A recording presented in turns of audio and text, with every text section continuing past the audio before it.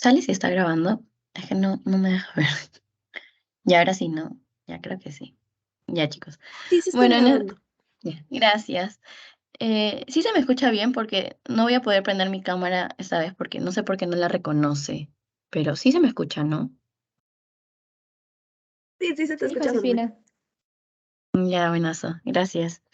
Ya, bueno, chicos, y chicas, en esta oportunidad vamos a tocar el segundo tema de psiquiatría, que ya como dice el título es evaluación de la psicopatología del ánimo y afecto, de percepción, pensamiento y del lenguaje. Así que eso es lo que vamos a tocar, la psicopatología, disculpen, la psicopatología de afectividad, percepción, pensamiento y lenguaje. Primero vamos a iniciar con la que es afectividad. Y bueno, para esto vamos a otra vez a mencionar los conceptos básicos. Esto es lo que vamos a hacer en cada psicopatología, ¿no? Hablar del concepto básico y ya luego pasar a los trastornos.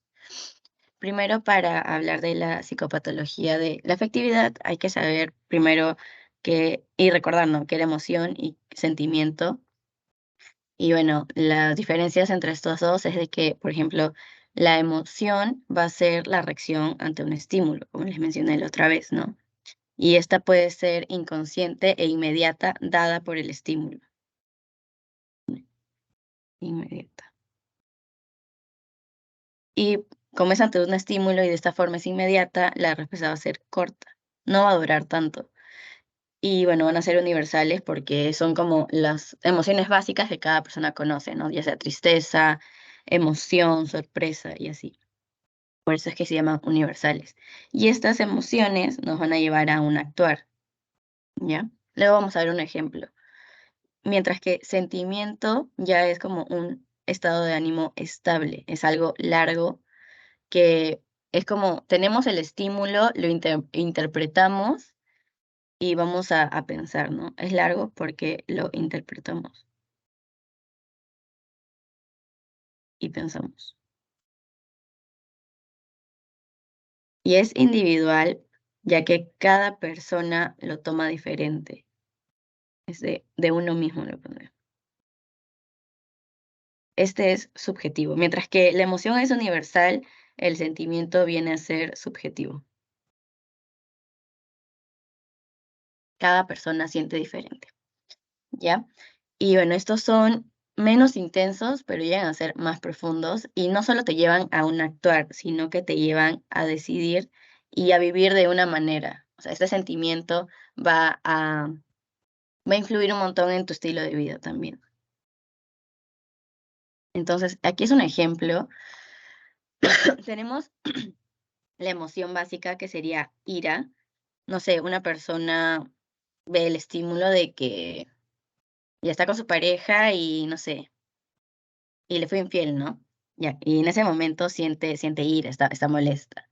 Y el sentimiento aquí ya luego de ese estímulo, el sentimiento que se va a desarrollar después de hacia la persona podría ser que siente, no sé, odio, frustración por ese momento que pasó y hasta angustia, ¿no? Ven como de ira, que es la emoción básica, se puede generar otros 3 sentimientos. Y otro ejemplo sería alegría, ¿no? Ya, cuando ves a esa persona que te gusta, ya sientes alegría. Y en ese primer momento estás muy feliz con esa persona. Y mientras pasa el tiempo, ya empiezas a generar un sentimiento por esa persona, ¿no? Y en este sentimiento, que bueno, es individual, como dije, puedes empezar a sentir amor, agradecimiento hacia esa persona porque te hace feliz y también puedes llegar a enamorarte, ¿no? El enamoramiento también es un sentimiento. Así que sí se entiende, ¿no? Entre emoción y sentimiento. Cómo es que de una emoción básica podemos generar diferentes sentimientos según cada persona.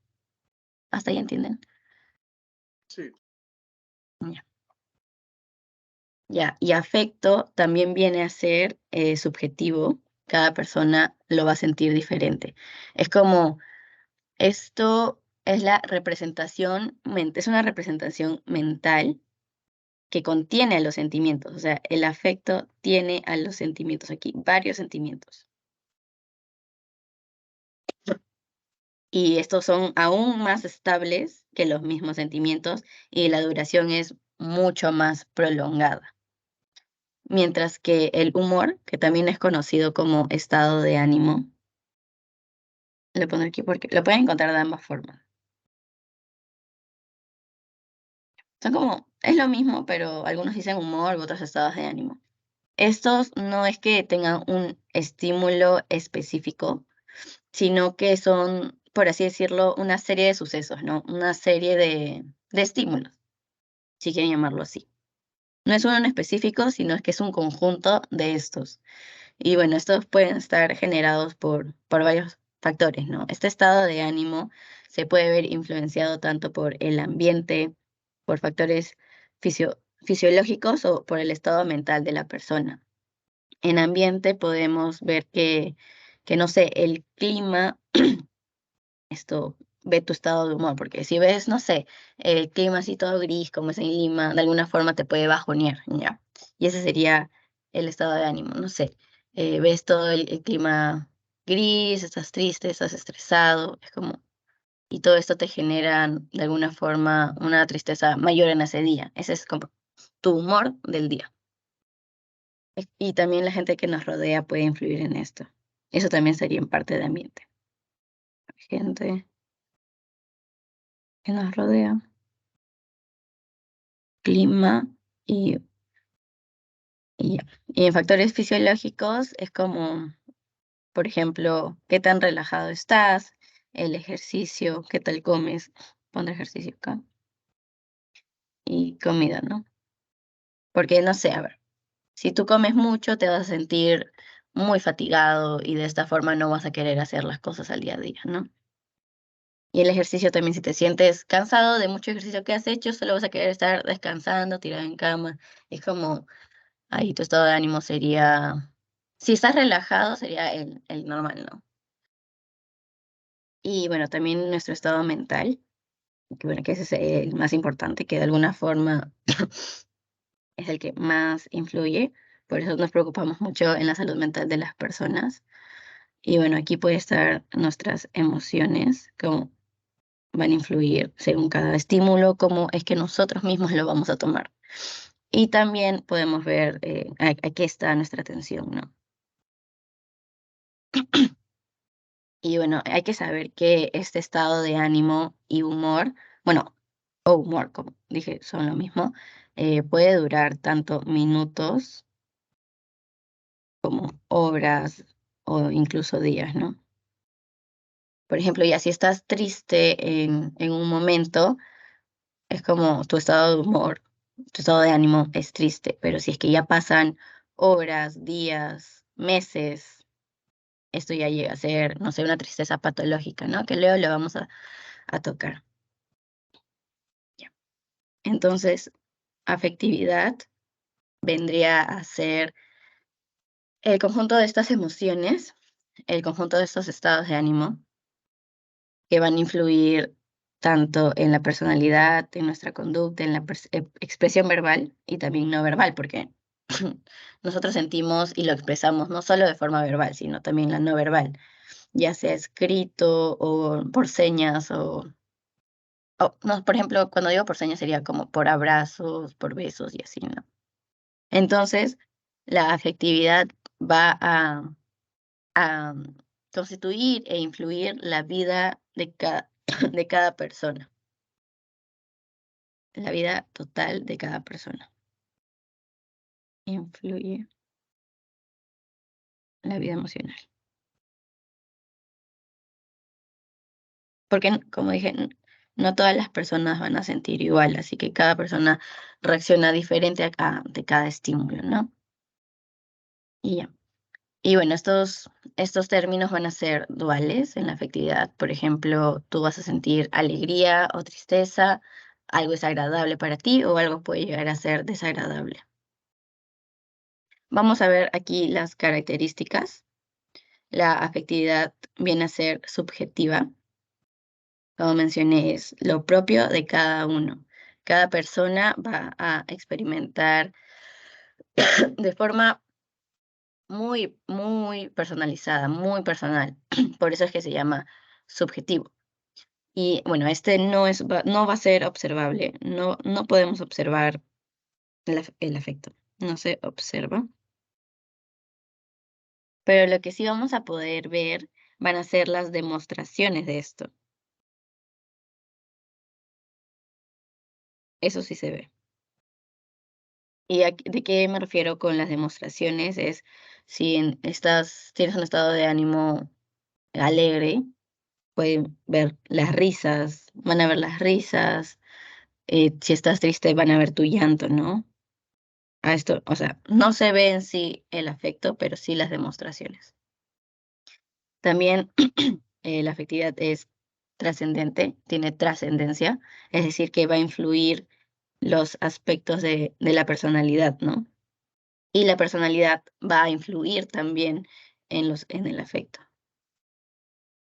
como un círculo vicioso. También tenemos lo que es la temporalidad, que las emociones, el afecto y todo esto está sujeto en el tiempo. ¿Ya? En el tiempo, ya, guíense del reloj. Hay un inicio y va a haber un fin de este estímulo. El inicio en el primer momento que vemos, a ver, y el ejemplo de la infidelidad, ¿no? Vemos el primer momento que tú lo ves, ese es tu inicio del afecto. Tú empiezas con la emoción y luego ya se puede generar un, a ver, un sentimiento, como dije, podría ser odio, frustración, angustia, y en algún momento va a llegar en que tú ya de alguna forma perdones a esa persona, ¿no? Y ahí sería el fin de ese sentimiento. También tenemos lo que es la comunicatividad, que va a ser la forma en la que vamos a expresar lo que sentimos, ¿ya? Bueno, y esto se puede transmitir tanto vamos a ver un contenido de lo que vamos a expresar, una forma de cómo vamos a expresar lo que sentimos, sería como la forma del mensaje y el modo en que vamos a comunicar esto. Y también está la polaridad, que como mencioné, hay una dualidad. Son, por así decirlo, antónimos. Tenemos blanco y negro. Y eso también se ve en la afectividad, ¿no? O estás alegre o estás triste. Por eso es como, son duales, o es uno o es otro. Y ahora vamos a ver lo que son las alteraciones sintomáticas de la afectividad. Hay que iniciar primero con lo que es la tristeza patológica, que bueno, es el síntoma nuclear de la depresión.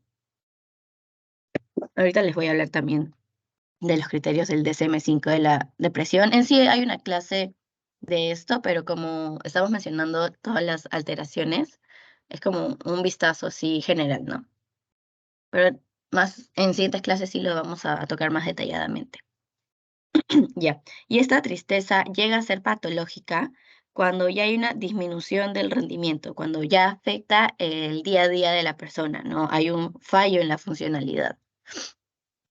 El nivel cognitivo de la persona en una tristeza patológica van a ser que va a empezar a tener pensamientos de sucesos negativos, ya sea pasados o futuros. Es como en sí va a tener un pensamiento pesimista. Va a pensar que todo le va a ir mal, que cualquier cosa que haga, bueno, va a ser un pensamiento súper negativo, ¿no? Y como ejemplo de la tristeza patológica, como mencioné que es un síntoma nuclear de la depresión, vamos a hablar sobre la depresión, ¿no? Que hay que saber que los criterios que sí o sí deben estar para que se diga que es depresión, aparte de 5 o más, que sean los criterios, es de que sí o sí debe haber un ánimo depresivo y también un menor interés un menor interés o placer en actividades que solían gustarle a la persona. Y esto se llega a conocer como anedonia, que sería la falta de placer, ¿no? Una disminución de la capacidad de disfrutar las actividades. Por ejemplo, la persona ya no disfruta comer. A ver, no disfruta, es disfrutar, no es que no coma, no disfruta. O ya tampoco no disfruta de las relaciones sexuales o les baja el líbido, ¿no? Hay que saber aquí en la parte de ánimo depresivo que no siempre es ánimo depresivo en sí, no siempre una persona está triste. Por ejemplo, en los niños es más común que ellos que sientan irritabilidad. Irritabilidad. Si te dice que un niño, por ejemplo, en el parcial vino un caso clínico que no lo puse, pero lo voy a poner en el día de que hagamos la asesoría de depresión, que era el niño, decía, el niño de 10 años, la maestra lo ve y está irritable y ha bajado sus calificaciones, ¿no? Y decía, ¿cuál es el posible diagnóstico? Y bueno, o sea, te salía como TDAH, trastorno bipolar, y uno era depresión, ¿no? Y es como porque depresión no solo es tristeza, sino que en los niños se representa mucho más como irritabilidad. Eso hay que tenerlo en cuenta. Y bueno, los otros criterios que tienen que estar presentes, síntomas activos, y esto debe ser por mayor a 2 semanas. Que bueno, ya tenemos todos estos, ¿no? Que están aquí. El aumento o pérdida del peso corporal, una hipersomnia o insomnio. Bueno, hipersomnia que es mucho más sueño, duerme más. Y bueno, insomnio lo contrario, ¿no? Que no puede dormir la persona. También agitación o inhibición psicomotora, lo hace todo como más lento, no tiene mucha energía. Y eso se relaciona con la fatigabilidad.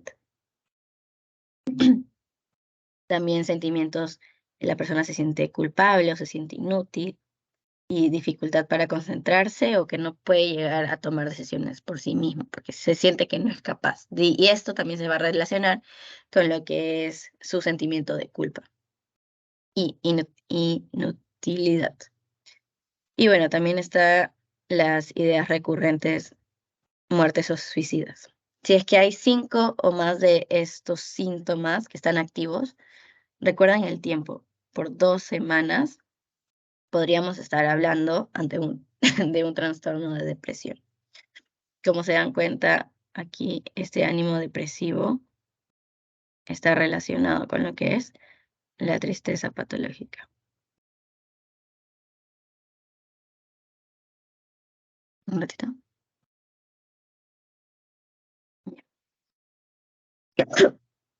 Ahora vamos a hablar acerca de la alegría patológica. Y este viene a ser el síntoma nuclear de la manía. Y bueno, la manía lo vamos a ver en la fase de exaltación del trastorno afectivo bipolar, pero el 1, ¿ya? Y bueno, hay que saber que el trastorno afectivo bipolar 1 sí o sí tiene que presentar síntomas de manía. Ese es un gráfico que también está en la clase de alteraciones de la afectividad, en sí que lo tocan más preciso, y bueno, sale manía, ¿no? Si es que hay manía, solo con un cuadro de manía va a bastar para que de alguna forma sea trastorno bipolar 1. Y bueno, esta alegría patológica puede afectar lo que es la capacidad del juicio de la persona. Y aquí también la persona se puede notar irritable u hostil cuando no piensan igual que él, ¿no? Para hablar un poquito más del trastorno bipolar 1 y lo que es el episodio maníaco. En sí, el episodio maníaco viene a ser todo lo contrario a la depresión, ¿no? Aquí el ánimo está elevado,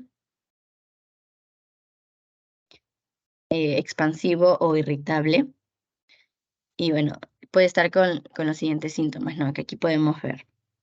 que es un pensamiento acelerado o disagregado, verborrea, que también lo vamos a ver más adelante, que es que el paciente habla y habla y habla y habla. Digamos, sus pensamientos van tan rápido que ya ni controla lo que dice.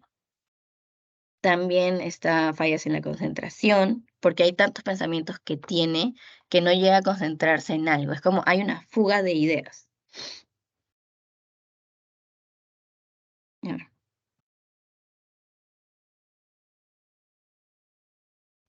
Ya. También, a ver, hay una, ya, aquí, la reducción de la necesidad de dormir. Como les mencioné también en la primera asesoría, si una persona te dice que tiene, no sé, duerme 2 horas, pero que estas 2 horas son así suficientes para él, podemos estar ante un trastorno bipolar y justo en el episodio maníaco, ¿no? Pueden llegar a haber alucinaciones auditivas o visuales y es muy común que la persona no tenga la conciencia de esta enfermedad. Y ya bueno, como dije, es algo contrario de lo que es el episodio depresivo. Por ejemplo, en el episodio depresivo, como ya vimos, una tristeza intensa, no se puede levantar a la cama, quiere seguir durmiendo, que sería la hipersomnia, va a empezar a descuidar la apariencia personal, se genera la anedonia, no duerme o duerme en exceso, pierde el interés, que eso también es anedonia, y las ideas de culpa, desesperanzas y hasta tendencias suicidas. Como ven, es sumamente contrario. Uno está pensando así 1000 por minuto, ¿no? Mientras que en el trastorno depresivo es una persona que está ahí sin pensar o piensa o está muy triste, no quiere hacer nada, mientras que en el episodio maníaco la persona quiere hacer todo. Y bueno, en la parte de abajo podemos ver ya como las diferencias de estos tres, ya sea de trastorno bipolar 1, del 2 y de la ciclotimia. La ciclotimia es como ya el trastorno bipolar, pero por muchos más años. Es es un ánimo perdurable. Y en el trastorno bipolar vamos a ver al menos un episodio maníaco, que puede estar acompañado con uno depresivo o mixto. Y en el trastorno bipolar es al revés. Es como, no es solo un episodio maníaco. Aquí es episodios, ya sea de hipomanía, no llega a ser manía. O sea, no estás a este punto. Solo se queda en hipomanía. Y repetidos episodios de depresión. Ya. Ahora, para hablar de ansiedad. En sí, la ansiedad normal, que no es patológica, se puede dar por como una reacción de alerta normal, que lo podemos ver ante una situación de amenaza. Si sentimos que algo nos está amenazando, vamos a empezar un poco de ansiedad, pensar, esto me va a hacer daño, ¿y qué voy a hacer si me pasa? Es como una reacción, ¿no? De alerta. Mientras que cuando esta ansiedad ya es excesivo, ya va a producir lo que es todo un efecto contrario. La persona de alguna forma bloquea sus capacidades, no va a querer hacer nada capaz. Y esto va a ser lo que es la ansiedad patológica. Y bueno, aquí la ansiedad patológica va a tener, como también lo vimos en la primera clase, un componente sensorial que va a ser, por ejemplo, las emociones, no, lo psicopatológico, lo fisiológico, que es cómo se va a expresar esto, ¿no? La persona puede empezar a sentir lo que es taquicardia, las palpitaciones, dolor en el pecho.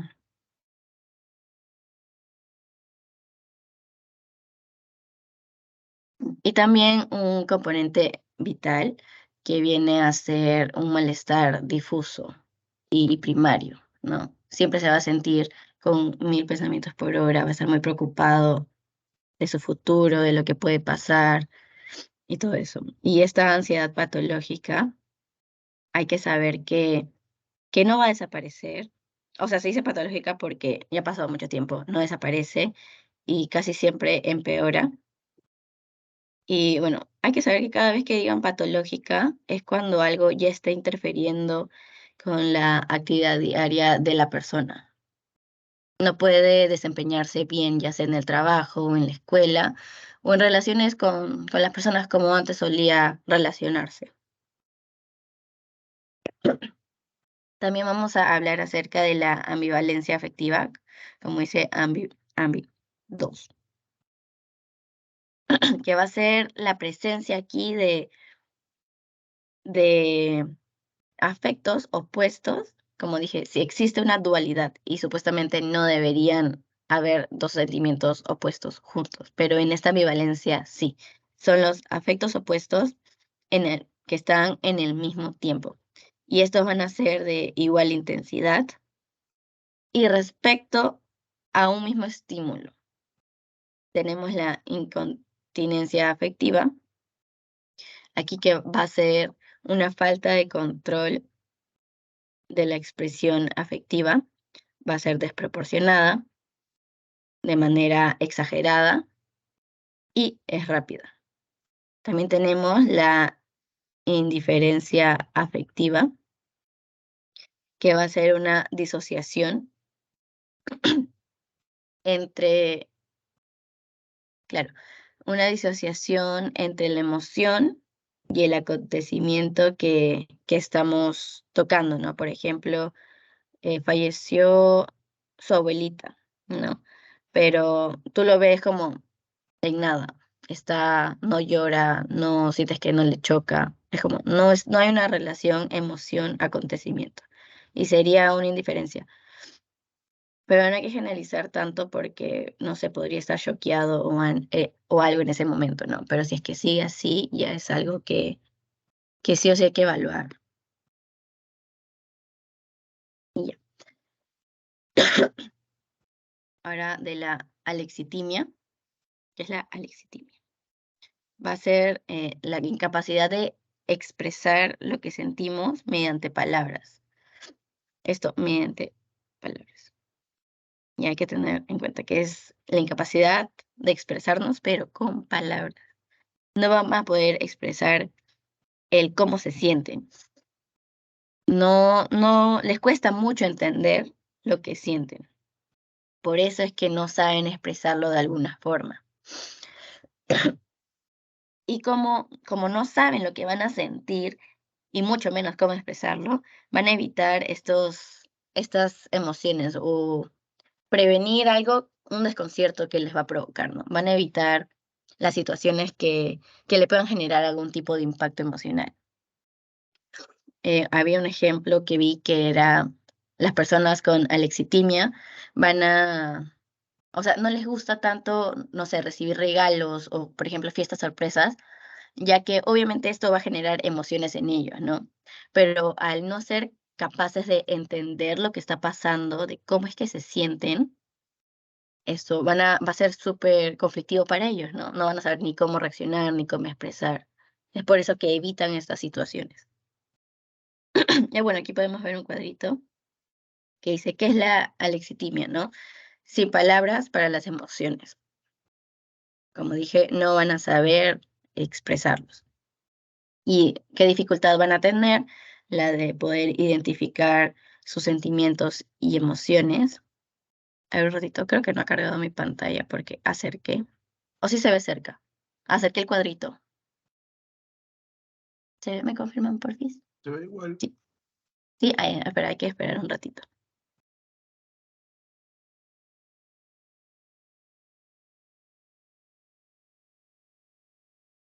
Vale, bueno, les sigo diciendo y ya luego van a ver el cuadro. Ya, ahora sí. Como dije, otra forma de decir es sin palabras para las emociones, por lo que no saben expresarlo.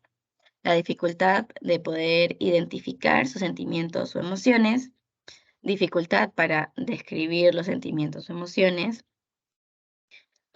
también dificultad para poder expresar verbalmente, o sea, en palabras, sus sentimientos o emociones, y por ende una dificultad en diferenciar las sensaciones, ¿no?, corporales. Está muy relacionado lo que es autismo con alexitimia, ya que es un síntoma muy común en el autismo. Respecto al habla, lenguaje y comunicación, van a tener la dificultad de comunicar su dolor o hablar de lo que sienten, además de, y eso también va a estar relacionado con interpretar el cómo se sienten de las demás personas. Y bueno, por lo que va a haber, de alguna forma se cree que se relaciona con el déficit de el procesamiento del lenguaje. Ya. Ahora vamos a pasar a lo que es la psicopatología de la percepción. Otra vez, de nuevo, vamos a hablar de lo que es percepción en sí. Creo que ya ahora lo van a entender un poquito mejor. Es el proceso que va a interpretar nuestros sentidos. Percepción, sí o sí, nuestros sentidos, ya sea vista, olfato, la audición, el gusto y el tacto, van a estar presentes. Reciben un estímulo, nuestro cuerpo lo, lo va a sentir, ¿no? Es el proceso sensocognitivo, sensorial, en el que las cosas lo vamos a relacionar a nuestra experiencia previa. Primero vamos a recibir el estímulo que van a ser percibidos por nuestros sentidos. Cuando hablo de nuestros sentidos, ya les dije, hablo de los 5 sentidos. Luego, en nuestro cerebro vamos a representar la información y vamos a determinar qué es lo que nos representa el estímulo, ¿no? Vamos a ver un video que se va a explicar mejor. Les hago como un resumen. En la recepción, por ejemplo, nuestra vista va a captar un perro, ¿no? En la representación vamos a ver lo que es la imagen y aquí ya va a intervenir lo que es el nervio óptico y todo eso. Y ya bueno, en nuestro cerebro, al ya tener una representación, va a tener lo que es la comprensión de esta información. Es como, ya mi cerebro está representado. Por ejemplo, vi un perro. Entonces yo voy a comprender que vi un perro. ¿Y cómo sé que es un perro, que no es un gato, que no es una paloma? Es porque yo ya tengo el conocimiento previo. Lo pongo aquí. Comprensión va a estar muy relacionado a lo que es el conocimiento previo. Por lo que si yo veo, recepciono que estoy viendo un perro, represento la imagen en mi cerebro, yo ya sé que estoy viendo un perro. Mi percepción aquí es correcta, ¿no? El perro, perro. Vamos a ver un video de 2 minutos. A ver un ratito. Me dice si se escucha, porfis. ¿Se escucha? No, no se escucha.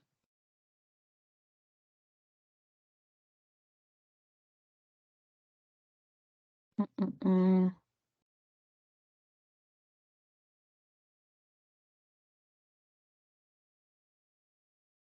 Ya voy a dejar de compartir y voy a volver a compartir.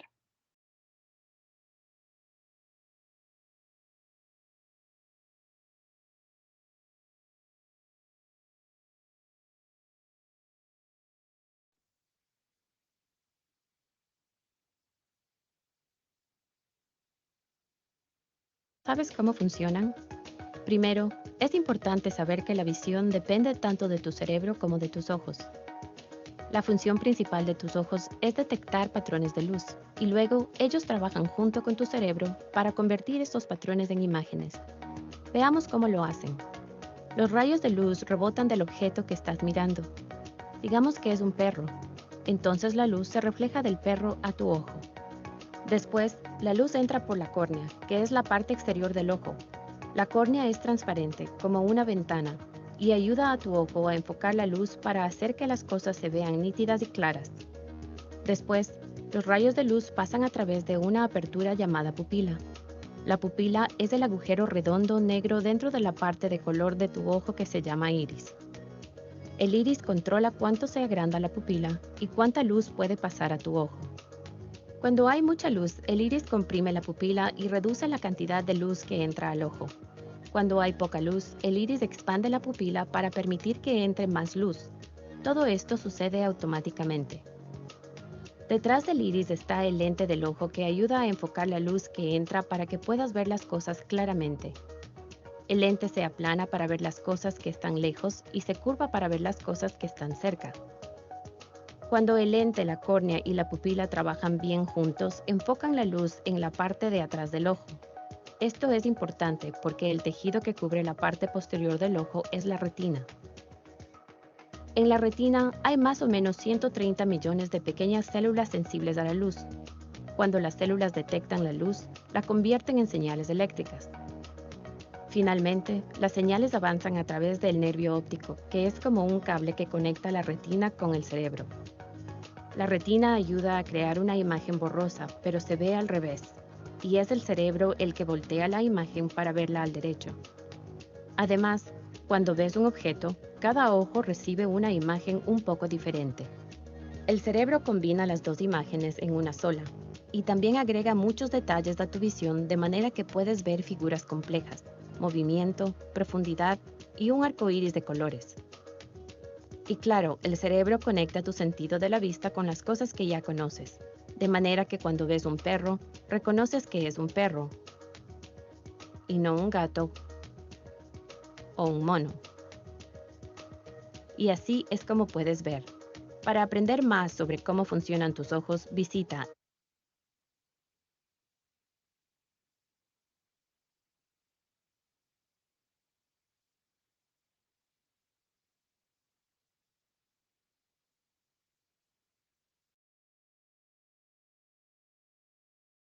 Ya chicos, ¿entendieron el video? Ahí pueden ver cómo se ve la recepción, la representación y luego la comprensión, que sería el último paso.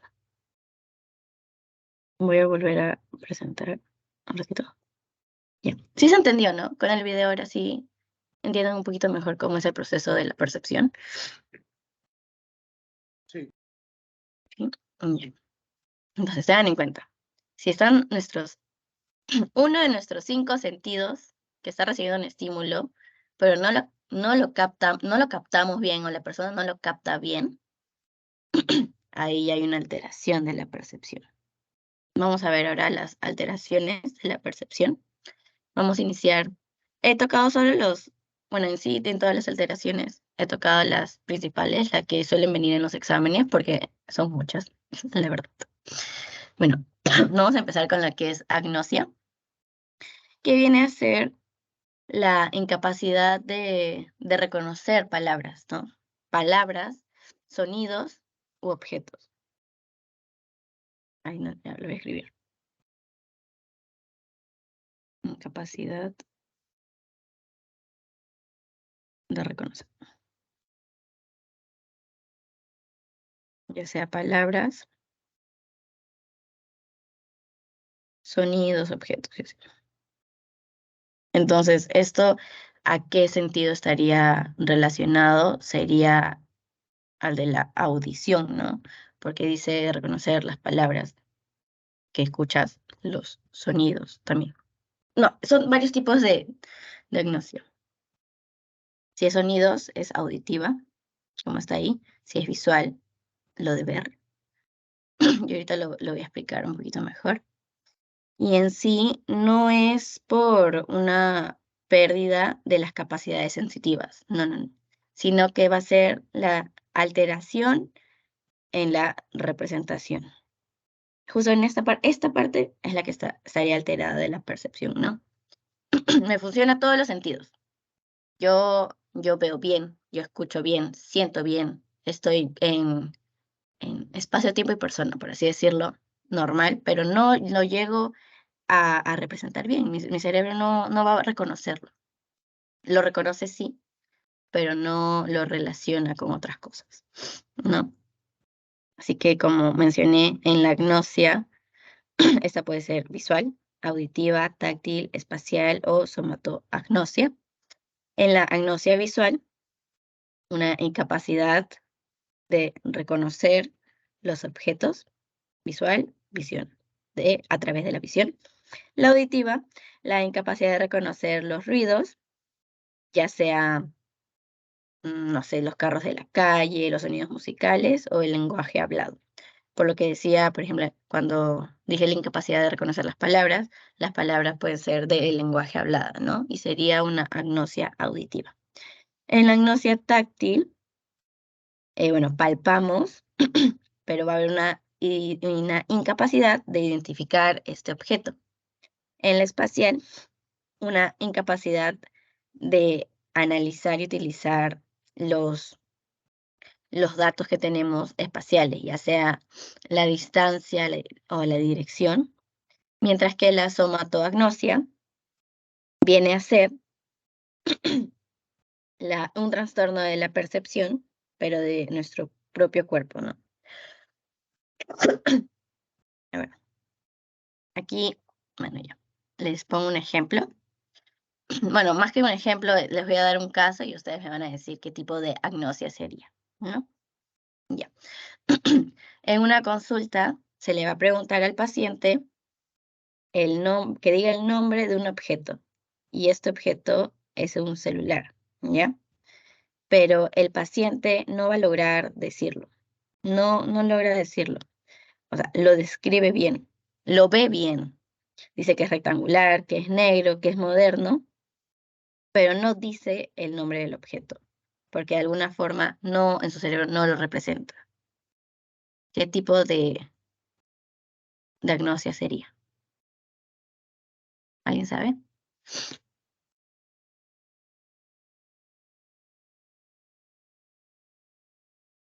Si lo describe bien es porque lo ve bien.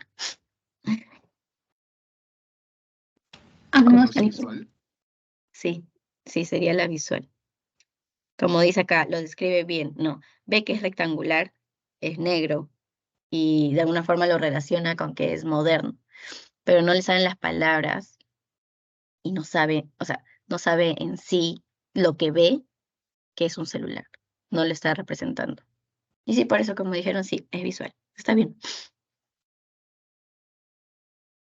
Ya. Antes de entrar a las pseudopercepciones, sí entendieron cómo se podría diferenciar, ¿no? Según el sentido principal que está, tú ves, tú escuchas, tú sientes, tú hueles. Si es que sientes esto, pero no sabes cómo expresarlo o qué significa lo que estás viendo, o hueles, o según cada sentido, es ese tipo de agnosia, ¿no? Ahora para hablar de las pseudopercepciones, aquí nuevamente están las alucinaciones, que bueno, es el fenómeno de percibir objetos con las características de una sensación, pero sin un estímulo sensorial. No hay estímulo. Otra vez, recalcando, no lo hay. Y van a haber tipos de alucinaciones. Así no haya ningún estímulo.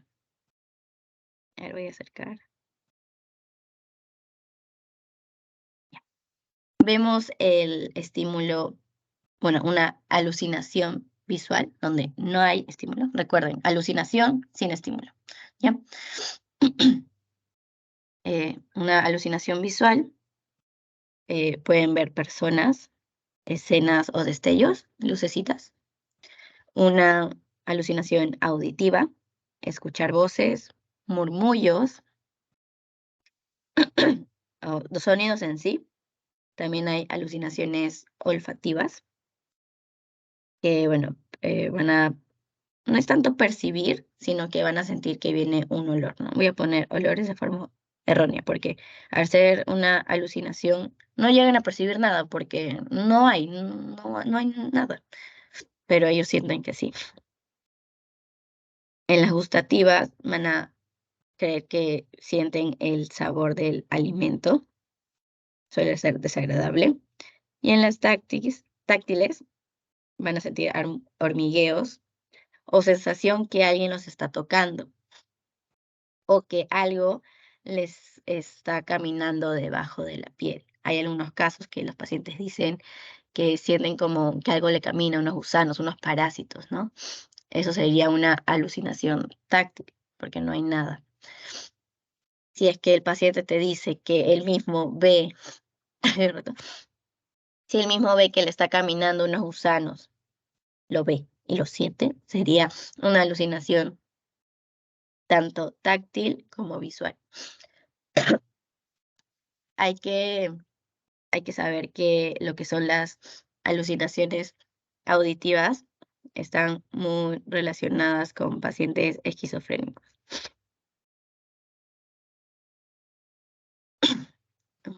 Ya, entonces, antes de pasar, ay, ya. Entonces, una alucinación sería como, no hay estímulo, pero yo creo que hay algo ahí. Yo siento algo, siento que me tocan. Sería como el, el sentido táctil, pero en verdad no hay nada. Pero sí están involucrados tus sentidos. Yo siento que hay un tigre en mi sala. Obviamente no va a haber un tigre en la sala, ¿no? En ese momento no existe el animal. A ver, poner aquí, tigre. Tigre en mi sala. Pero no hay tigre. Pero yo lo veo. Entonces, aquí, ¿qué sería? ¿Qué alucinación sería?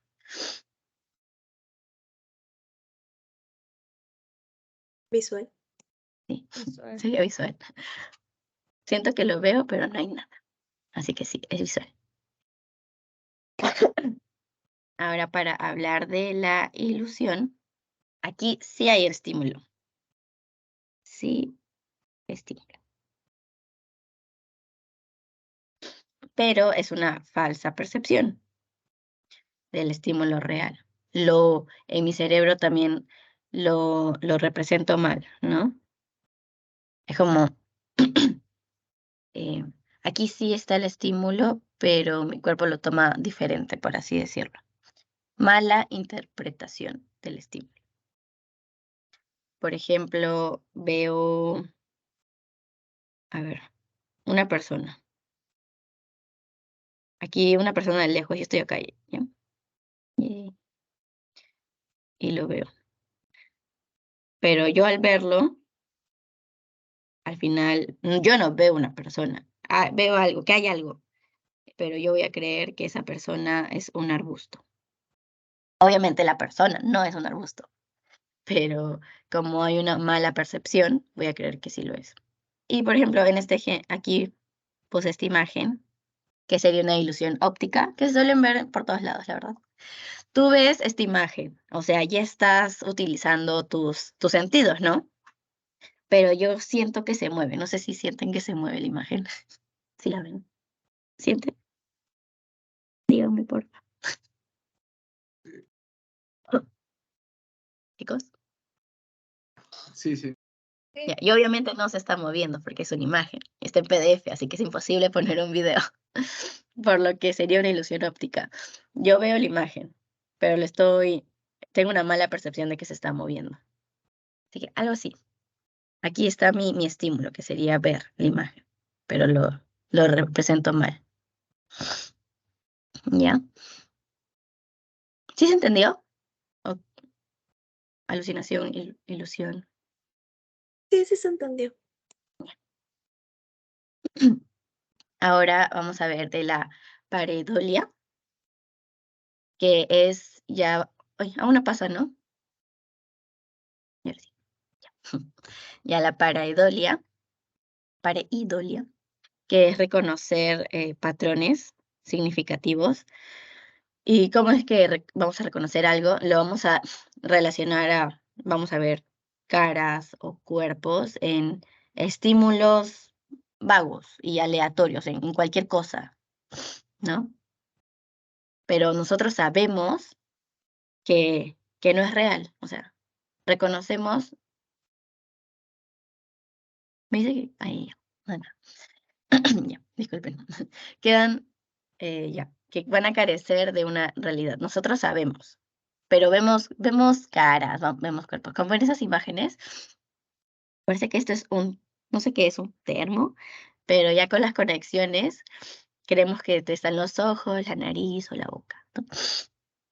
Es como el cerebro ya es una máquina de predicción.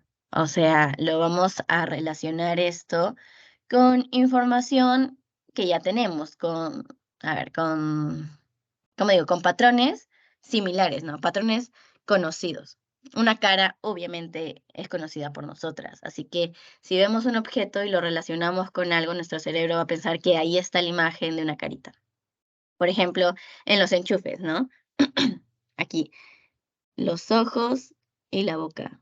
Y justo como está ahí con un borde, va a aparecer una carita. Así lo ven, parece una carita. Pero es porque nuestro cerebro, de alguna forma, lo está relacionando con un conocimiento previo. Y bueno, todos estos son ejemplos de caritas. Mira, aquí parece ojitos y que está sacando la lengua, así como el emoji. Y eso sería la pareidolia. Y a ver, también hay que saber que es voluntario, porque nosotros lo estamos viendo. Y nosotros mismos lo relacionamos con conocimiento previo.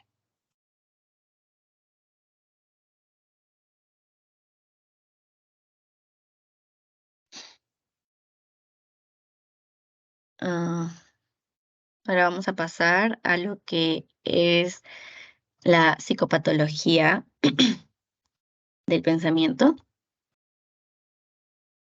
Ya, otra vez, de nuevo, para recordar lo que es el pensamiento, va a ser un proceso mental, voluntario también o involuntario, en el que la persona va a desarrollar sus ideas. Recuerden, ideas, no sentidos, ideas. ¿De qué? De lo que piensa el entorno, de lo que piensa de los demás y lo que puede llegar a pensar de sí mismo. Aquí no hay ningún tipo de estímulos, es lo que tú crees, lo que está en tu cabecita, tus pensamientos, ya, pensamiento, tus pensamientos. ¿Cómo es que vamos a evaluar esto, esta exploración? Lo vamos a decir preguntándole al paciente, ¿qué es lo que usted piensa?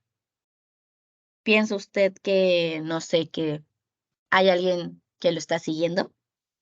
¿No? ¿Piensa usted que alguien quiere atentar contra su vida? De alguna forma, si es que, no sé, estos son ejemplos de una persona que podría estar con paranoia, ¿no? ¿Piensa usted que lo siguen? Y la persona te puede decir, sí, me siguen aquí, ahorita me están siguiendo, están esperándome.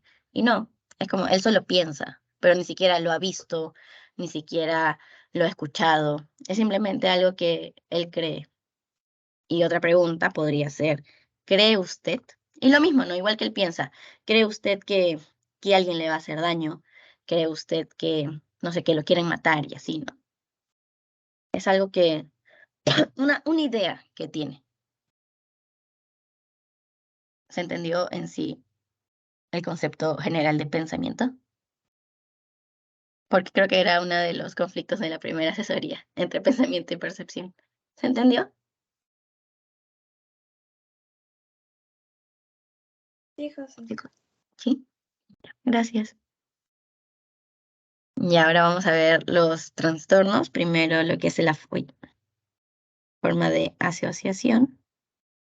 Aquí una sería tangencialidad. Vamos a...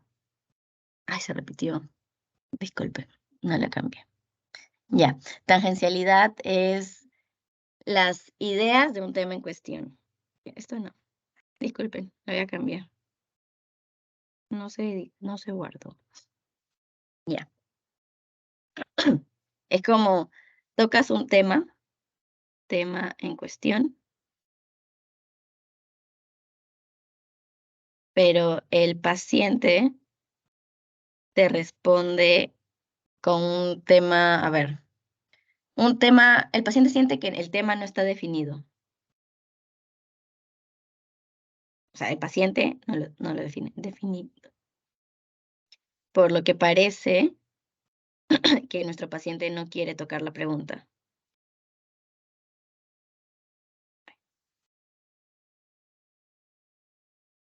No tocar la pregunta.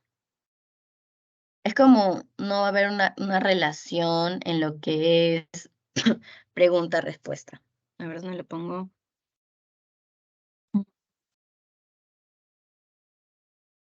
Ya, a ver. Lo voy a poner aquí ya. No relación. Pregunta. Respuesta. Como mencioné, es como si el paciente no quiere tocar el tema, por lo que de alguna forma no responde la pregunta. Aquí vemos un caso. Paciente esquizofrénica interrogada acerca de la gente que la persigue. Le estamos preguntando acerca de la gente que la persigue. De alguna forma aquí él ya desde, si es que siente que le están siguiendo, hay una alteración del pensamiento. Y bueno, vemos que tiene un lenguaje laxo y que al mismo tiempo es tangencial. ¿Por qué? Porque va a referir que los brujos son los que dicen tué al atardecer y que no quiere ser, que no son como gente franca. Y hay que leerlo. Y andan con temor y dice, yo no sé de qué, el que nada hace, nada teme, solamente teme el que haga, porque el cristiano es como es. No es un alcahuete, solamente dice que le ha hecho y no le levanta a nadie. Y mencionó, yo no conozco a nadie de los que a mí me han hecho daño. Se dan cuenta de que le preguntan por algo, pero se desvía. Es como, de alguna forma, sí está un poquito relacionado porque dijo algo de los brujos, pero cambia todo el tema, es como no concluye, no concluye la respuesta y luego empieza a hablar de los brujos en sí y del temor, de que nada teme. Eso es esta tangencialidad. No, de alguna forma no hay una relación y no quiere tocar el tema porque se desvía. Y ahora, esto es de una forma de asociación, ¿ya? Es respuesta de asociación, alteración de asociación. Y esta es un trastorno del curso. Vamos a ver lo que es la circunstancialidad, que es información ya excesiva. A ver, ¿dónde está? Información excesiva y que realmente no es importante para la pregunta que le estamos haciendo, es decir, es redundante. Y entonces no tiene nada que ver con la respuesta que le estamos realizando. Va a haber una pérdida de la capacidad de poder dirigir su pensamiento hacia la pregunta. Es como, tienen tantas cosas en su mente que el paciente no sabe qué es lo necesario, o sea, lo que tiene que responder, por lo que da detalles y explicaciones innecesarias. Por eso es conocido, también es conocido como el pensamiento prolijo. Sí, si te dicen el pensamiento prolijo, están hablando de un pensamiento con circunstancialidad. ¿Ya? Aquí sí te van a responder la pregunta, pero te van a dar mucha más información innecesaria. Ya, por ejemplo, aquí está. Paciente epiléptica responde lo siguiente al preguntarle motivo de la consulta. Bueno, su pregunta, motivo de consulta. Y responde por mi hermana, que me molesta. Por mi hermana. Vino a consulta por su hermana. Ya tenemos una idea, ¿no? Vino por su hermana. Y luego nos empieza a hablar, nos habla de su hermana, de que la molesta, de que se va a poner, bueno, colorada, molesta, cuando le diga la verdad. Y luego dice que es verdad, y es verdad, y es verdad. Cuando ella me hubiera dicho esas cosas malas que tiene que hacer el hombre con la mujer, ¿cierto que es verdad o no? ¿No ve? Y ahora mire lo que dije yo. Estaba lavando mi ropa ayer, o sea, ya luego cambió otra vez el tema y ahora nos habla de su ropa. En otro lado, no en la sala, donde todos están acá. Estaba lavando esa ropa y estaba la señorita. No me fijé bien, no me fijé yo y le dije a una, no lo sé, no sé el nombre. Y bueno, y ahora se dan cuenta que nos está hablando de la señorita. Y ella andaba con esa falda morada y chompa blanca para adelante. Entonces, en toda una pregunta que solo le preguntamos por qué vino, nos habló tanto de su hermana, de su ropa y de la señorita. Sí nos respondió, vino a consulta por su hermana, y luego empezó a decir que la molesta, y luego que la molesta lo relacionó con su ropa, que lo colgó en otro lado, y luego que en ese otro lado vio una señorita. ¿Ven cómo es como varias, de alguna forma, fuga de ideas? Porque es mucha información que no es importante en la pregunta que le estamos haciendo. Mientras que aquí no hay relación pregunta-respuesta. Simplemente no, de alguna forma, no sienten que no quieren tocar el tema. Ya, y ahora vamos a ver una para-respuesta, o también conocida como parafasia. Uy.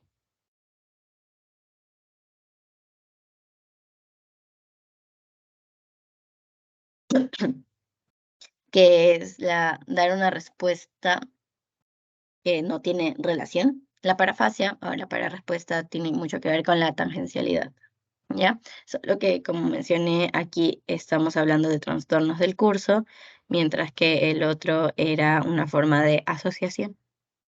Pero sí se relaciona un montón. Y aquí vemos un ejemplo. Paciente esquizofrénica joven, se le va a preguntar, ¿por qué estás acá? Y habiendo entendido la pregunta, ella nos va a responder, hablé con mi pololo y me dijo que no estaba embarazada. Como, no tiene nada que ver que haya hablado con su enamorado y el tema de si está embarazada o no, porque le preguntamos qué hace en consulta. No hay relación. No relación, respuesta a pregunta. Y bueno, luego otro ejemplo es que a un paciente le preguntaron, ¿tienes sueño? Ay, y él responde, claro, lo que pasa es que no me dejaron trabajar nunca. No tiene nada que ver su trabajo con la pregunta que le hicimos del sueño. Por lo que esa respuesta tendría parafasia. Es una para-respuesta. Y ahora para neologismo son palabras inventadas, una creación de palabras, pero que sí tienen un significado para el paciente. Para nosotros no se puede significar nada y estaremos perdidos en lo que nos diga, pero el paciente siente que su pregunta, que su respuesta sí tiene relación con un significado, ¿no? Aquí hay un ejemplo que un paciente esquizofrénico dijo, tengo audidemosistencia. Siempre oigo al demonio con persistencia. Nuestro paciente generó esta palabra y obviamente es una palabra inventada que puede ser que lo haya creado, yo creo que lo creó ¿cómo se llama cuando separamos? Porque si se dan cuenta, Audi sería de oír, audición, demo, demonio, porque dice que oye el demonio, y con persistencia, existencia. Es como juntan varios significados y lo ponen en una sola palabra. Están creando una palabra. Y eso es lo que es neologismo. Ese es un ejemplo, ¿ya? Y es muy común en pacientes esquizofrénicos.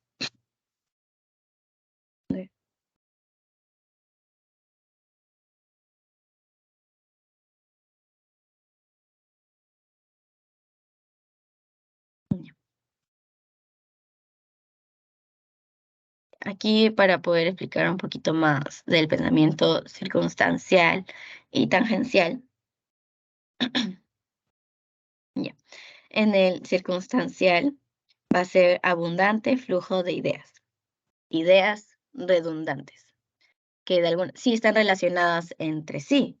Porque como vimos acá, primero nos habló de su hermana molesta, y luego que su ropa la puso en otro lugar, y que en ese lugar había una señorita. Como sí se relacionan, sus ideas se relacionan, pero es algo muy redundante, que no tiene que ver ya esa parte con la pregunta, ¿no? Sí nos responden, pero luego empieza a desglosar muchas cosas de ese tema. Y ya. Que bueno, a ver, desea transmitir su idea dando múltiples rodeos. Pero luego llega al tema. Sí llega al tema, nos responde, pero da miles de ideas. Entonces, nos da la impresión de que el paciente no puede distinguir lo que es lo esencial de lo accesorio, ¿no? Lo importante de lo redundante. Por lo que también se denomina un pensamiento detallista. Detallista. Mientras que el pensamiento tangencial, este viene a ser, a ver, de que da la impresión al observador aquí que nuestro paciente no quiere tocar el tema, ya que se aleja de este y nos da cualquier respuesta que no está relacionada.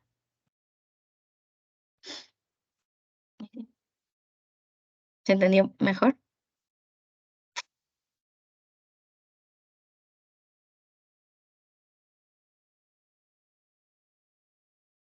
Bueno, sigo. Ahora vamos a hablar del que es de ya no curso ni asociación, sino ahora contenido. Contenido del pensamiento. Este puede ser cuantitativo o cualitativo. Ya. En el cuantitativo vamos a ver la alogía, o también conocida como una restricción del pensamiento. Es como va a haber se define como una dificultad de pensar o de generar conceptos. Es el pensamiento que va a estar caracterizado por un reducido número de ideas. La persona va a expresar pocas ideas y también va a sentir y percibir como una dificultad para pensar. Cuantitativo es cantidad, por lo que en una alogía A es sin, sería entonces una dificultad para pensar, porque, o sea, le genera esta dificultad de poder generar los conceptos de cómo se está sintiendo, ¿no? Por un ejemplo. Mientras que cualitativo es la calidad. Podemos, dentro de esto está lo que es la idea delirante o una delusión, o también las ideas hipocondríacas. Bueno, obviamente hay más, pero como les dije, estoy tocando los más importantes y los que suelen verse en los exámenes con casos clínicos. En los cualitativos vamos a ver la idea delirante o delusional, que en sí son como desvaríos. Hay un desorden del juicio. No se deduce de otras experiencias, ni que sea, no es racional y tampoco estas experiencias se van a relacionar con las emociones. Son como ideas que se le ocurre a la persona y que van a deducir de algunas consecuencias, ¿no? O sea, ellos creen que, por su parte, creen que sí lo están deduciendo, pero para la parte del observador no las deducimos. Es como, es un desvarío, ¿no? Mientras que las ideas hipocondríacas, estas van a estar relacionadas con la salud y es una preocupación exagerada, ¿no? De la salud, ya sea la funcionamiento de un órgano, de un sistema. Por son ese tipo de personas que no sé, si le hablas del COVID. Obviamente, cuando vino el COVID había un montón de ideas hipocondríacas. Una persona tú le hablabas, le decías los síntomas y no sé, luego le dolía la cabeza y él decía, ah, ya, tengo COVID, y se preocupaba y de alguna forma es tan mental y nuestro cerebro sí influye mucho en eso y puede que le empiece a dar ansiedad y luego faltar el aire, ataques de pánico y todo por una idea hipocondríaca. Puede que realmente este dolor de cabeza no haya sido por COVID, fácil solo fue por un estrés, pero ya el paciente se generó todo un mundo, por así decirlo, ¿no? Ya. Y ahora tenemos otros que son bueno, seguimos con Ahora, ay, disculpen. Ahora es proceso del pensamiento. Aquí tenemos 3, tenemos taquipsia. Taqui es aumento, eso lo sabemos, por taquicardia también, que sería aumento de los latidos. Aquí taquipsia, aumento del pensamiento. Y es como, aquí dice, aumento del pensamiento, aquí también es la fuga de ideas, se pasa de una idea muy rápido a otra y puede dejar la idea que empezó inconclusa, ¿no? Y esto puede generar, ya que no terminas tu idea principal y te pasas a otra, puede generar que lo que estás hablando, tu discurso, se vuelva incoherente. Incoherente. Mientras que bradipsia, brad, esto es disminución. Hay que poner aquí, aumento. La disminución del pensamiento. Sí, bueno, no es que esté relacionado a un tipo de dificultad o una interferencia, así que es una disminución sin cesación de dificultad. ¿Por qué tocamos esta parte? Porque en inhibición del pensamiento, aquí es como sí está la dificultad. Es lo mismo, es como un enlentecimiento del pensamiento, pero que sí existe una dificultad y en sí puede llegar a una inhibición completa, aquí inhibición completa, si es que en la depresión sigue su curso, si se vuelve muy crónico, sería como el estupor depresivo. Taqui, aumento, bradi, disminución, y luego inhibición, que es también la disminución, pero con una dificultad relacionado ya a algo. Ahora, para hablar de la psicopatología del lenguaje, esta ya es la última parte. Sí, lo tocaré rápido, son más que nada conceptitos. Lenguaje. ¿Qué es el lenguaje? Viene a ser la expresión. A ver, voy a poner otro color. La expresión de las ideas o los pensamientos que cada persona siente. Y este se va a entender entre las personas. Este lenguaje, como mencioné al inicio, no es solo oral, ya que puede ser por escritura o también por mímica. Cuando hablamos de un lenguaje oral, puede ser ya las palabras que decimos, los sonidos que generamos. En la escritura, bueno, los signos gráficos, ¿no? Lo que escribimos. Mientras que el lenguaje mímico viene a ser los ademanes o los gestos que hacemos. En exploración, ¿cómo es que vamos a explorar el lenguaje? Este va a ser según una entonación, el volumen, y yo estoy hablando más bajito, puedo hablar más fuerte. Y luego está fluidez, que es qué tan, o sea, lo puedes decir todo de corrido, te trabas, eso es lo que habla con fluidez.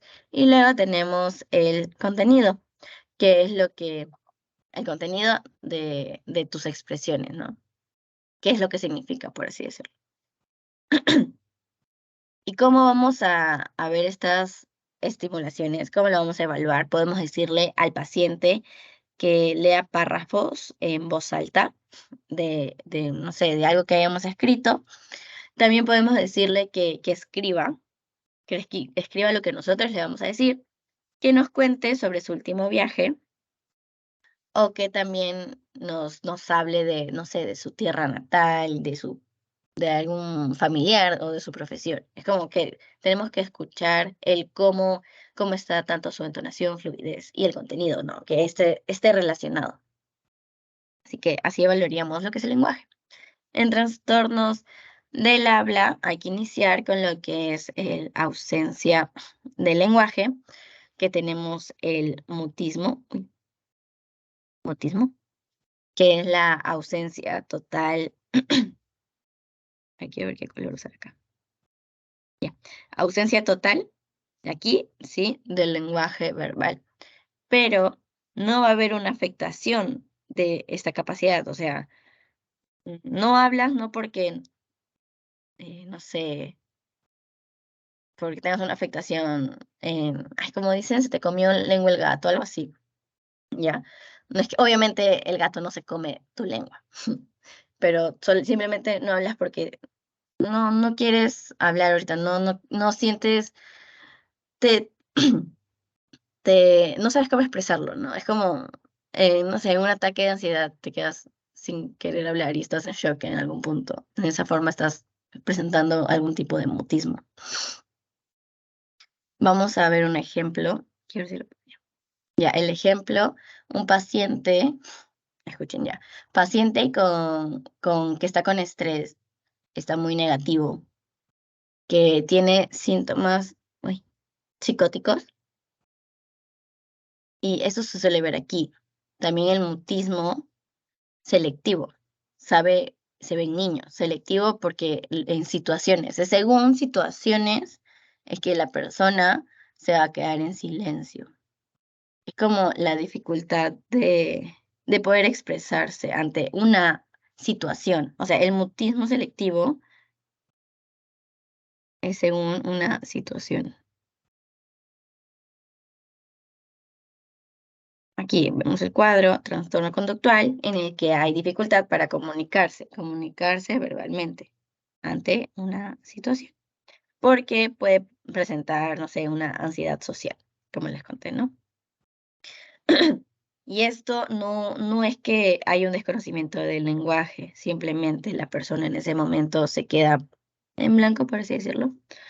Una dificultad o inhibición para hablar en situaciones específicas, o que también esto va a interferir en lo que es el ambiente educativo, laboral o social. ¿Y cómo es que lo vamos a diagnosticar? Si es que tiene una duración mínima del problema, al menos por un mes. Ahora vamos a ver las estereotipias verbales. Iniciamos con lo que es la ecolia, que es una repetición irrelevante, pero es no intencionada de las palabras, ¿ya? ¿Y de qué? Suele ser de las últimas palabras que dice la misma persona o algo que otra persona le está hablando y repite igual lo último, ¿no? Y lo hace con la misma entonación. Y aquí vemos un ejemplo que la persona le dice, vamos al cine en la tarde, y la persona inconscientemente empieza a decir cine, cine, cine. Es como que seleccionó una de las palabras. Si hubiera sido cine en la tarde, cine en la tarde, cine en la tarde, es ecolia. Y de alguna forma lo hace con la misma entonación de la persona que le está hablando, ¿no? Ese es un ejemplo, sino también podría ser de que yo digo esto, a ver, sí, más tarde voy a comer arroz con pollo. Y luego repito, arroz con pollo, arroz con pollo, arroz con pollo. Es ecolia. Ya. De nuevo vamos a ver aquí en lenguaje a los neologismos y los paralogismos. Y más ejemplos para saber identificarlo. Se relaciona porque obviamente el pensamiento y el lenguaje está muy relacionado porque lo que tú piensas de alguna forma lo quieres expresar, ¿no? Es por eso que otra vez la volvemos a tocar. Como ya dije, los neologismos vienen a ser las palabras inventadas, es decir, palabra que no existe, pero que nuestro paciente sí lo llega a entender. Es el único que lo va a comprender. Aquí, ejemplo, no se pueden melican por peligros sumo de mafiosos. Aquí el neologismo es melican. Y en verdad, este sí ni siquiera sé con qué relacionarlo, porque es una palabra inventada. Aquí, los brujos mequillan punteadas, en la noche cantan el tuetué. Mequillan sería el neologismo. Y bueno, tuetué, no sé si es que hay algo que significa tuetué, pero si es que no, también sería, si es algo inventado, sería un neologismo. Y luego tenemos los paralogismos, y esto es como la confusión de un concepto de una palabra. Aquí sí existe. En un paralogismo, aquí la palabra sí tiene un significado, ¿ya? Un ejemplo, ¿qué significa estar enfermo? Le preguntan al paciente. Y él dice creo que es pertenecer a la crema innata de la sociedad. Obviamente estar enfermo no significa pertenecer a la crema innata de la sociedad, así que es un paralogismo. Simplemente el paciente no lo reconoce. Es un... está confundiendo la palabra que le preguntamos con el significado real de este. Ya. Ahora, rápido para hablar sobre los trastornos neurológicos, porque eso también tiene que ver con el lenguaje. Tenemos lo que es la afasia motora de Broca y de Wernicke. En la afasia motora,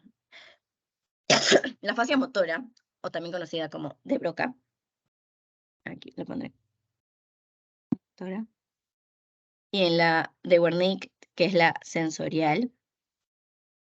Como vemos, en la de Broca va a comprender, aquí, está acá, comprende, uy, lo pondré de blanco, comprende, pero no puede expresarse, ¿sí? Lo comprende, pero no puede hablar.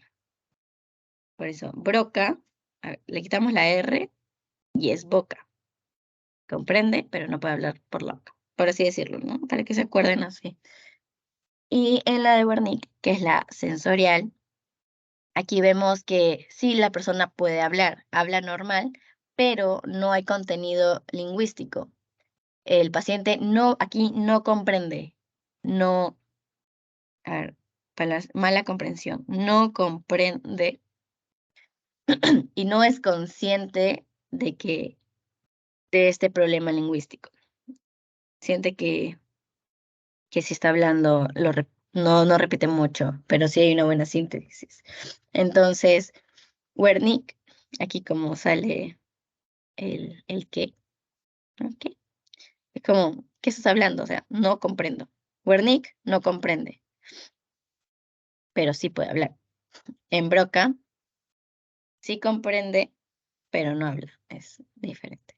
Y ese sería el trastorno neurológico. Y ahora los trastornos de articulación, vemos a la disartria, que va a ser una dificultad de articular, dificultad para articular palabras que van a contener algunas letras. Esto lo podemos ver tanto en pacientes con embriaguez, con una intoxicación, ya sea por drogas o una parálisis en general. Y aquí tenemos un ejemplo. Es escuchadme cuando aquí vemos la J, J, J, J. Y bueno, grato de hablar.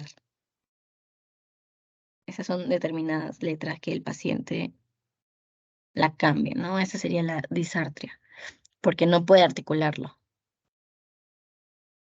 Es como, a ver, cuando las personas no pueden decir la R y a veces la cambian por S, ya, algo así. Eso sería disartria. Luego, aquí tenemos los trastornos del lenguaje escrito, porque como mencioné, no solo el lenguaje es hablado. Aquí, súper rápido, tenemos dislexia, disgrafia, agrafagia, discalculia, alexia otra vez, y macro y microfagia. Dislexia, dificultad para adquirir la lengua escrita. Hay una dificultad de conocimiento y aprendizaje de la lectura. Disfagia, una dificultad de elegir las letras para formar palabras. Agrafagia, una incapacidad de escribir. ¿Y por qué? Porque hay una ausencia de las imágenes gráficas.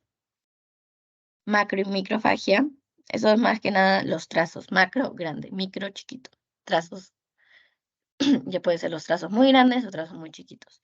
Alexia, una pérdida de la facultad de realizar la lectura, pero no es porque haya un defecto en la vista. Discalculia, la dificultad del manejo adecuado de los números y un valor simbólico. Los números, al escribirlos, no hay un valor simbólico para esa persona. Y ahora, mira, este fue escrito, y ahora vamos a hablar del mímico. Tenemos hipermimia, hipomimia, ecomimia, paramimia y amimia. Hiper, mucho. Unas mímicas en exceso. Hipo, menos. Poca expresividad física. Ecomimia, una ecolia en relación con la mímica. Sería ecolia, mímica. Amimia, se define como A, sin mímica, A, ¿no? Siempre que vean A es casi como sin, nulo. No hay. Mimia, mímica, sin mímica. ¿Por qué? Porque por una bradicinesia facial, esto se suele ver como en la fascia parkinsoniana o en estupor melancólico o catatónico.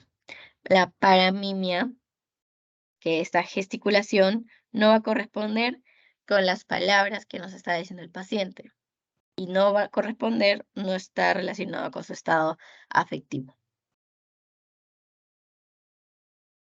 Y ya. Ya, chicos, eso sería todo. Gracias. ¿Alguna pregunta o les paso el post-test? Voy preparando lo del post-test. ¿Se entendió? ¿Alguna pregunta, chicos?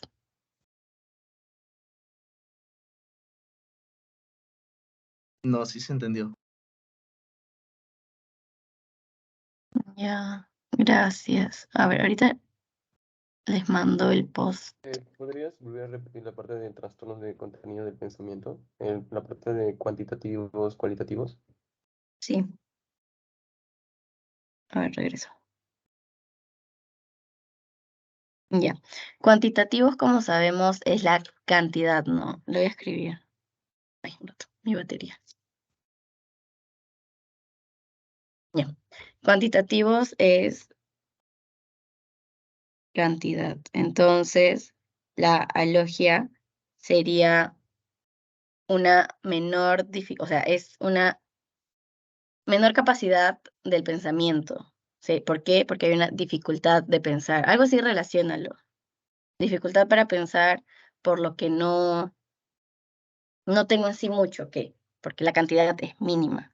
Mientras que cualitativos es no sé, la calidad del pensamiento. En una idea delirante, empiezas a creer cosas que no son, tienes un desvarío, ¿no? Es como, a ver, cuando estás una persona con ya embriaguez, que en la parte de abstinencia, en una persona que es adicto al alcohol, de alguna forma hay unas ideas delirantes cuando lo deja y empieza a hablar cualquier cosa que sin sentido, por así decirlo. Ya, la calidad de su pensamiento no tiene sentido, por lo que es una idea delirante. Y en las ideas hipocondriacas, que es otro ejemplo, como mencioné lo de, por ejemplo, COVID, ¿no? Justo me hablaron del COVID y me duele la cabeza. No tiene, y yo creo, sí, tengo COVID, pero no. Es como mi calidad del pensamiento tampoco está bien, porque solo estoy con una idea, un pensamiento incorrecto. Es cuantitativo es la cantidad, una restricción del pensamiento es mínima. Y mientras cualitativo viene a ser, piensas normal, pero tus ideas son incorrectas, porque la calidad no es la que es. ¿Sí? ¿Se entendió? Sí, no sé quién me preguntó. Yo. Ah, ya. Gracias. ¿Sí? ¿Entendiste, David? Guíate Ya, tanto en cuantitativo que cantidad, cualitativo, calidad.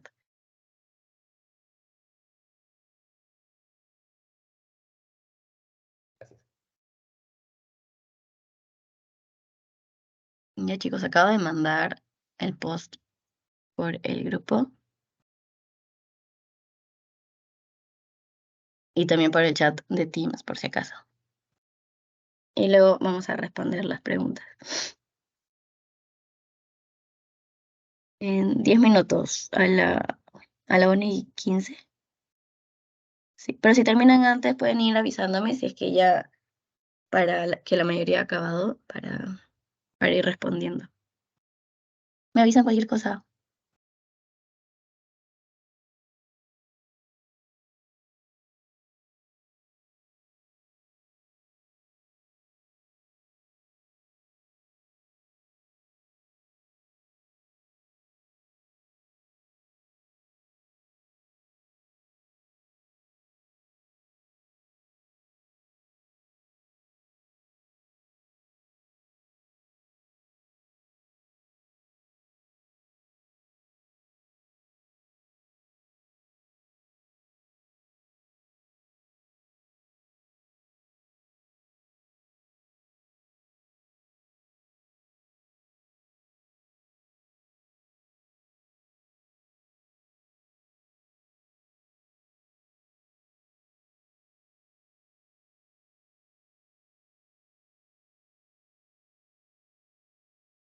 Ya, Daniel acaba de hacer una pregunta de tangencialidad y circunstancialidad.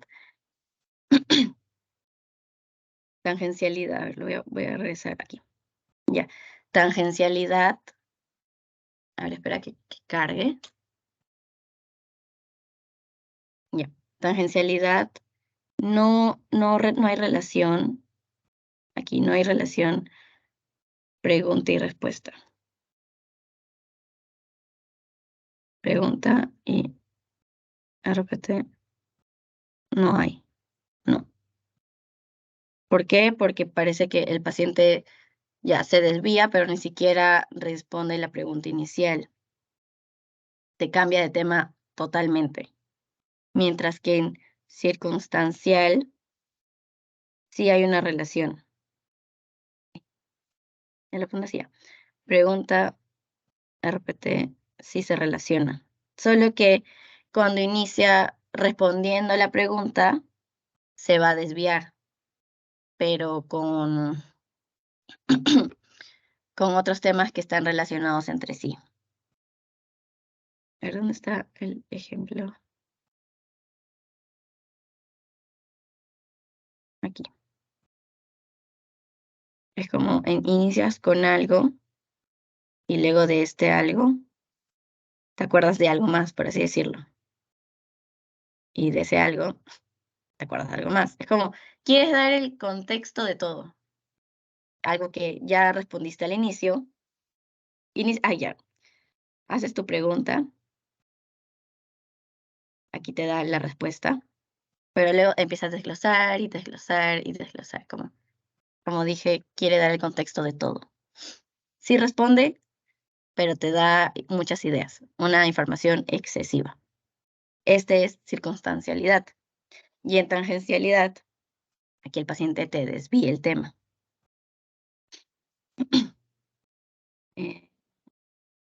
Siente que la persiguen y luego te empieza a hablar de gente franca.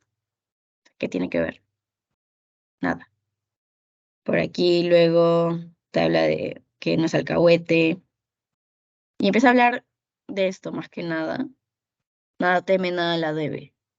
Pero no tiene nada que ver y no te vuelve a tocar el tema de la pregunta. Por eso dicen que es como que no quieres responder la pregunta que te hicieron. ¿Entendiste, Daniel? En uno das información extra, pero sí respondes, mientras que en el otro cambias de tema y ni siquiera respondes la pregunta. Tangencialidad, no hay relación. No relación, pregunta-respuesta. En circunstancialidad sí hay relación.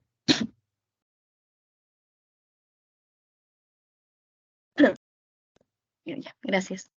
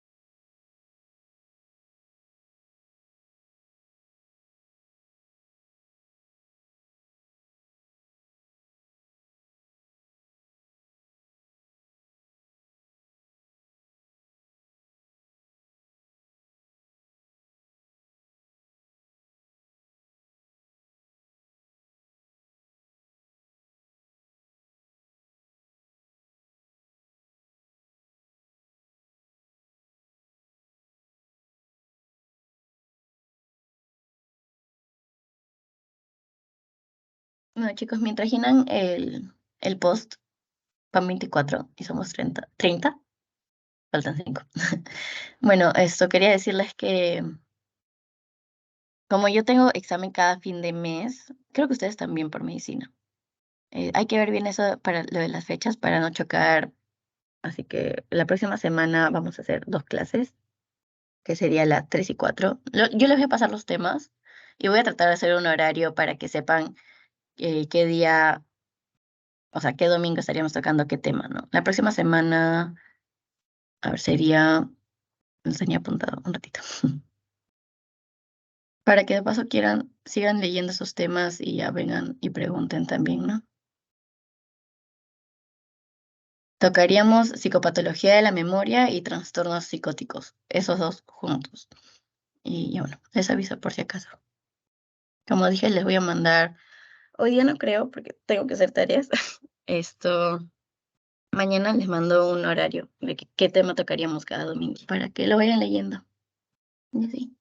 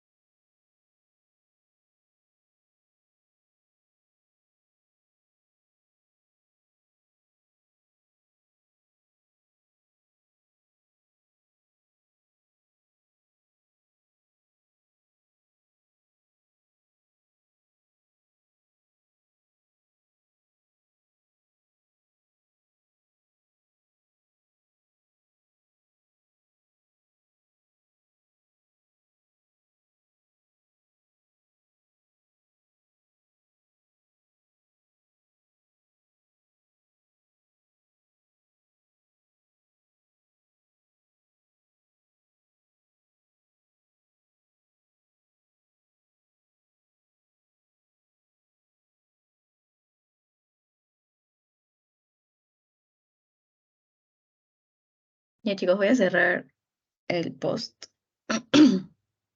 y ya vamos a responder, ¿ya? Bueno, la primera pregunta es, durante la exploración del estado mental de un paciente, cuando solemos preguntar cómo está su ánimo,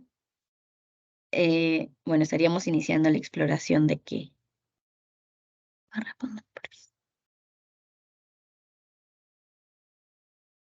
Chicos, ¿De el afecto? ¿El afecto? sí. Ujú. Del afecto, porque afecto incluye tanto estado de ánimo, emociones, el humor, sentimientos y así. Sí, afecto. Luego, cuando usted está explorando a un paciente y le pregunta, ¿cree usted que la gente, cree usted que la gente lo observa y está pendiente de su persona? Y esto, ¿qué alteración que quisiéramos indagar? ¿Por qué estaríamos preguntando esto? ¿El pensamiento? Sí, pensamiento. Porque es alguna idea que el paciente tiene sobre algo, ¿no? Por eso el cree usted, o también hubiéramos podido cambiar esto. ¿Piensa usted que la gente lo observa y tal, tal, tal? Sí, es pensamiento, está bien. Bueno, la siguiente. En la exploración de una paciente con depresión severa, ¿cuáles serían de de los síntomas que se pueden presentar? ¿Cuál es el más improbable? ¿Cuál sería? ¿Taquixiquia? Sí. Porque como mencioné bueno, la depresión en sí, y ya luego una depresión severa, no es una taquipsiquia, sino ahí ya, bueno, ya sería una bradipsiquia, porque es una reducción de los pensamientos, mientras que taquip es un aumento, ¿no? Recuerdan. Y bueno, ya que en los criterios está de que en la depresión se ve pesimismo, anedonia, ánimo deprimido o humor irritable, sí, que también se ve en los niños, ¿no? Lo pueden sacar tanto por descarte o por el simple hecho de que taquipsiquia es un aumento cuando ya sabemos que en una depresión hay una disminución de los pensamientos, ¿no? Ya. La 4. Al preguntar a su paciente qué está evaluando, cuando le decimos cómo está de la vista, escucha bien últimamente. Esta exploración, ¿por qué sería? ¿Para qué sería, mejor dicho?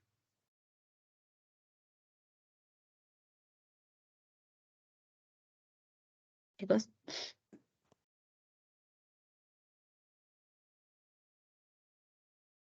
La ¿Percepción? percepción.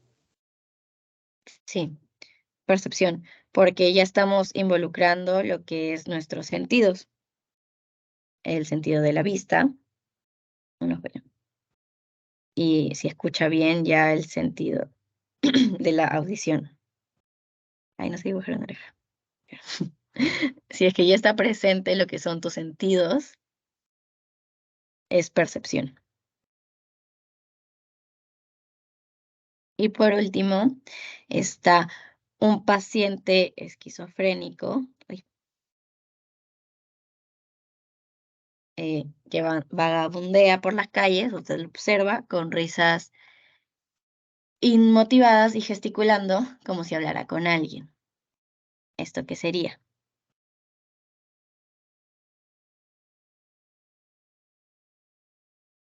¿Alucinaciones auditivas? Alucinación. Mm, claro. Como mencioné también en el ejemplo, las alucinaciones auditivas son muy comunes en el paciente esquizofrénico y las auditivas tengan en cuenta que es la que más se presenta en el esquizofrénico. No, no es que vean tanto visual, no tienen alucinaciones tan visuales, más que nada son auditivas, sienten que alguien les habla, que les dicen qué hacer y todo eso, ¿no? Sí, así que relacionen mucho alucinaciones auditivas con un paciente esquizofrénico. Y sí, eso sería. Eso sería todo, chicos. Gracias. Gracias, José. Gracias, Josefina. Muchas gracias. Muchas gracias, Josefina.